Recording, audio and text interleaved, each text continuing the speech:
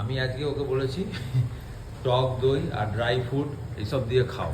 কোথায় যাচ্ছ? এখানে বসছো? ও বসছো, বসে, হ্যাঁ বসো বসো। এখানে কোথায় বসবে? এখানে অনেক ব্যাগ, কালকে শপিং হয়েছে আমাদের, প্রচুর শপিং হয়েছে। আর দেখো টক দই দিয়ে বলছি ড্রাই ফ্রুট খা।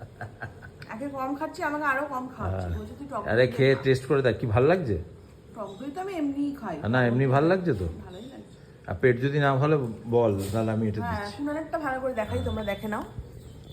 আমি অ্যাস করে খাই, আমি রাজা। হ্যাঁ একজন আছে সবসময় এসব খাচ্ছে, খাবো তো কি আছে, আমার পেট, আমি হজম করতে পারি। আমি সকালে কি খাই সেটা সিক্রেট, সেটা কাউকে বলি না। হ্যাঁ ওটা বলে দিলেই তখন ও এই জন্য তুমি এত হজম করতে পারো।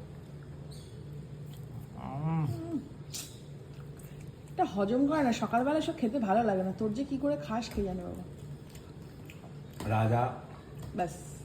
এখন খাচ্ছে, চিন্তা করছে প্রজাদের কি খাওয়াবো। এই যে প্রজারা বসে আছে দেখা হবে। আর এখানে শপিং করেছি কালকে আমরা।